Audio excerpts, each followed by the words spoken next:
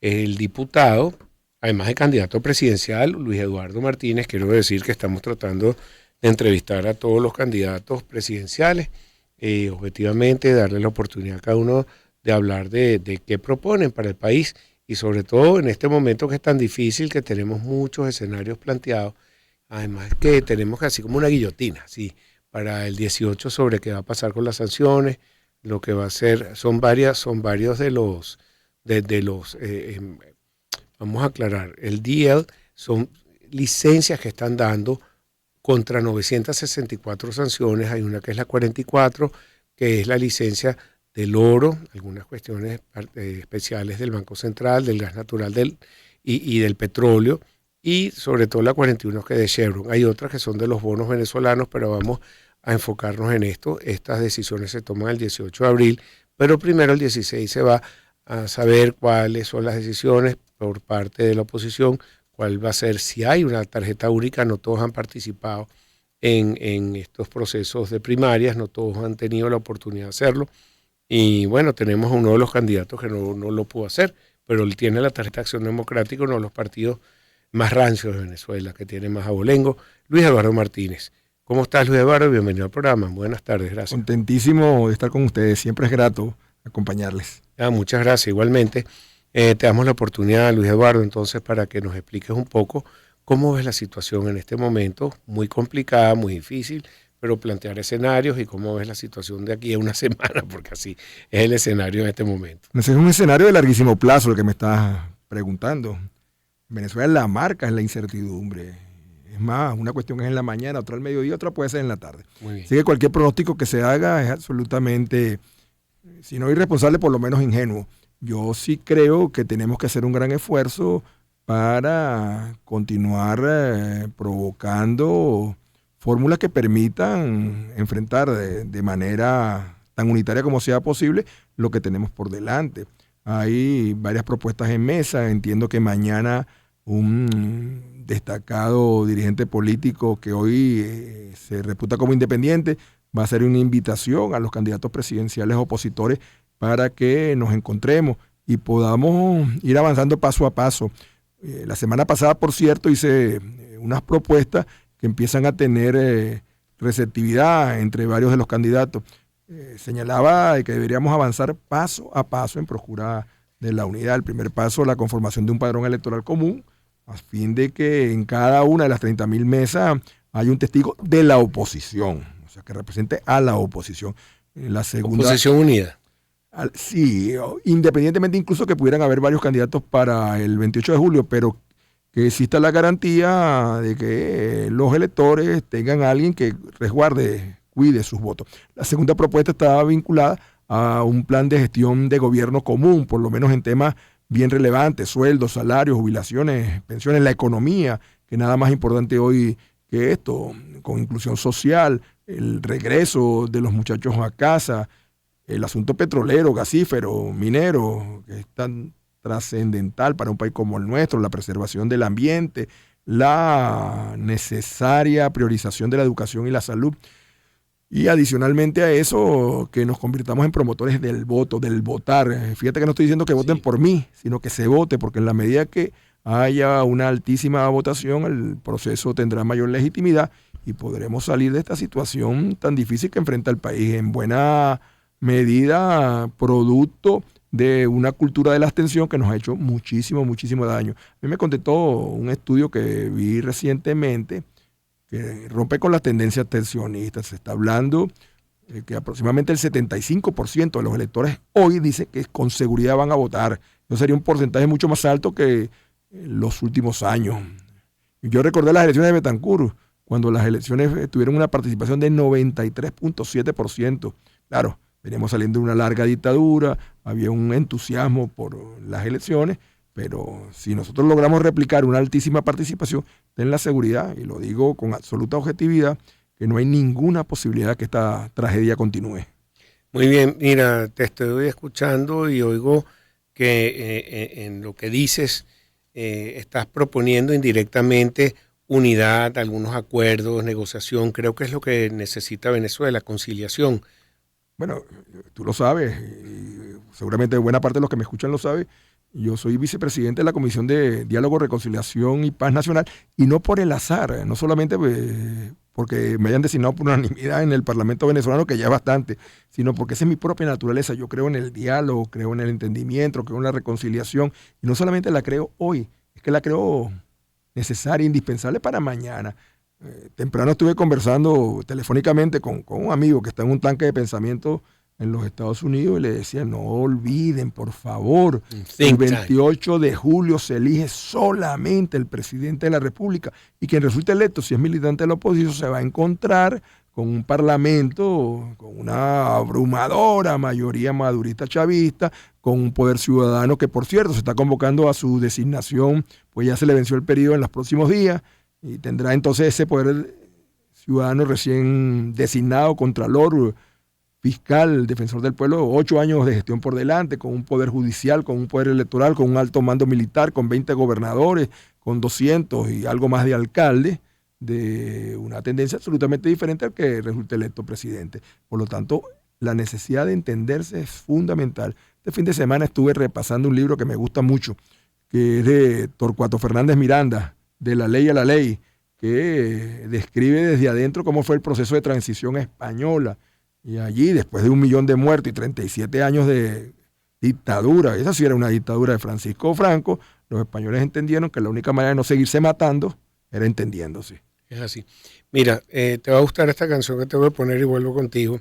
Ain't no mountain high enough. No hay montaña suficientemente alta, de Michael McDonald. Ya en nuestra época. Empezamos el año en su compañía. Circuito Éxitos. Caracas, Maracay, Puerto La Cruz, Puerto Ordaz, Barquisimeto, El Vigía, Guarenas, Guatire, Mérida, Táchira, Margarita, Maracaibo, Maturín. Circuito Éxitos. Melodías de siempre. Sonidos en primera fila.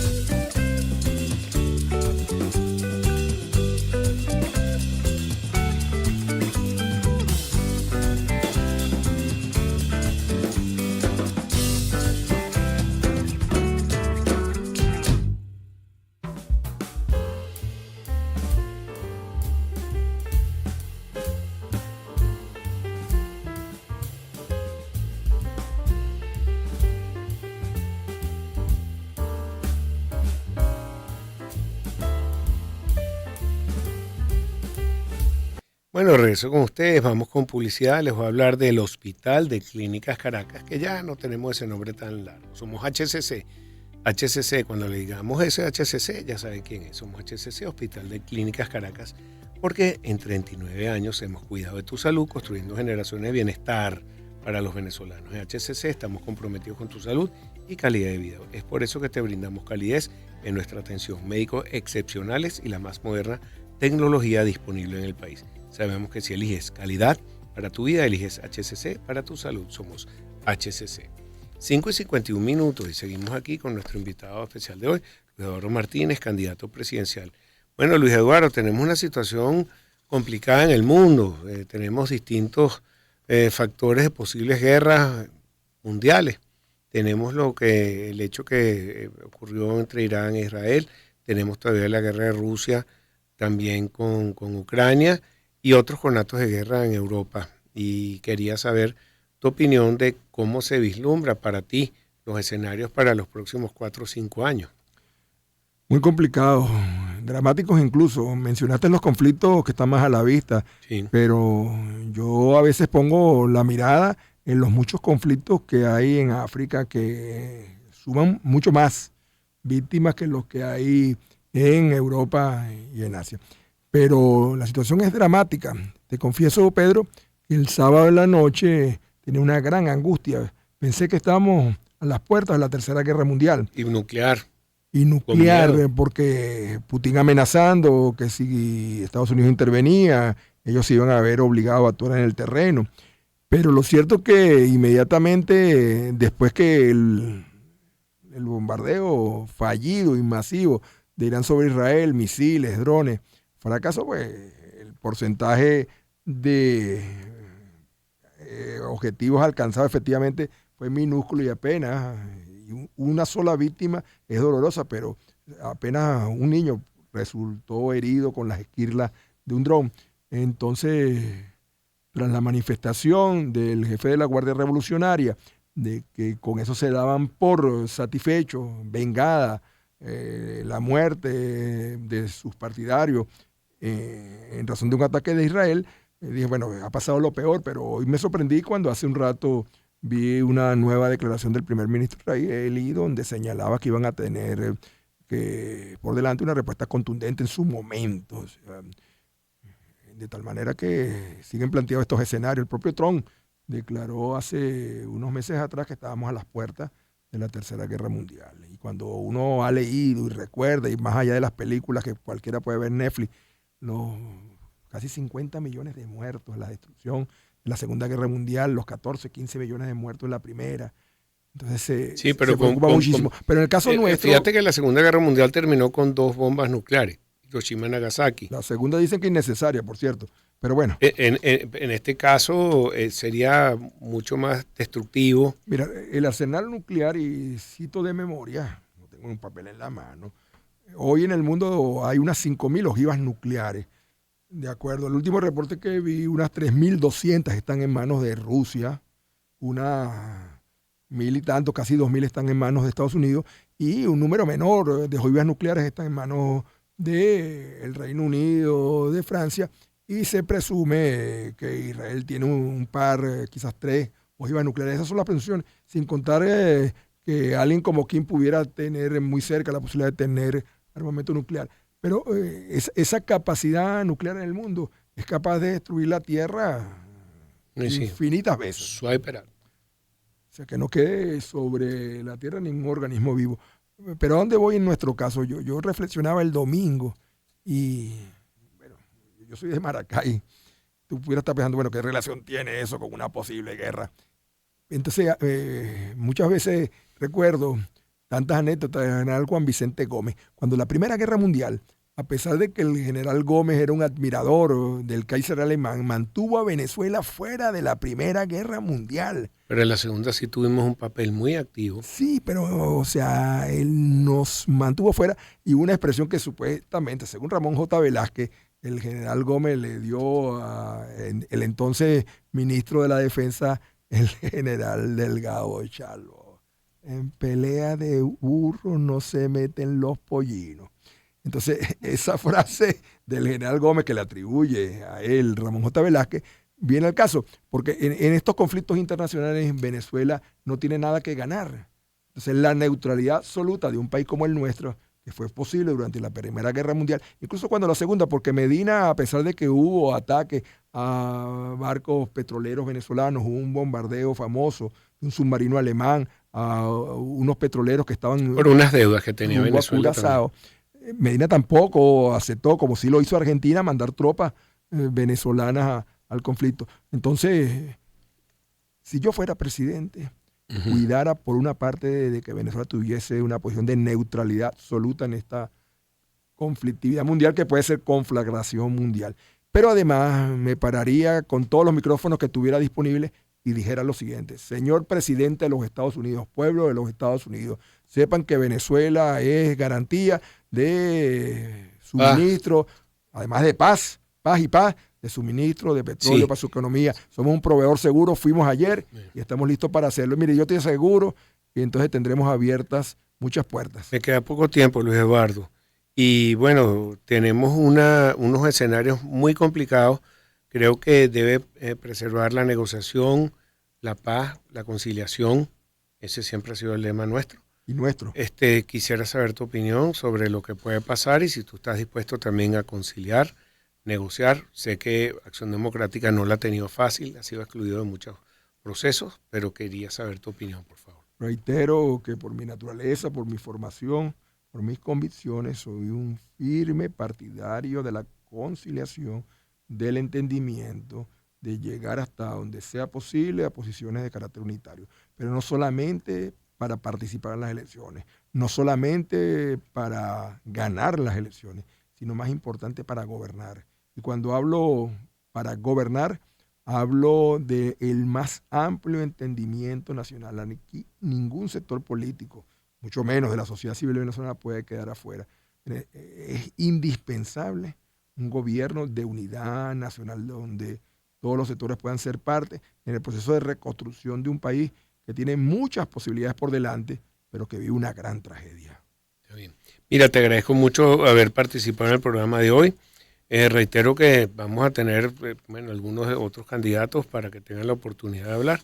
Y muchísimas gracias, siempre has sido parte de este programa como diputado, antes que fueras diputado, y gracias a Pedro Leal, que siempre está aquí pendiente de nosotros. Está por delante una fecha histórica para él.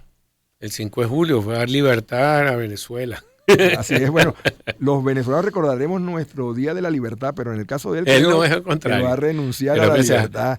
Pedro Leal se casa, sépanlo todos, están invitados. Después le diremos. No fui yo, Pedro Leal, no fue el que te lancé al agua. Además, tú mismo te echaste ese chapuzón. Mucha suerte y te deseo. La necesita. No vale. Él le va a ir buenísimo, va a tener 40 hijos. Y un portugués. Está bien. Gracias a Luis Eduardo Martínez, candidato presidencial. Ya regresamos con más. Para ustedes, Pensini con todo el circuito éxito.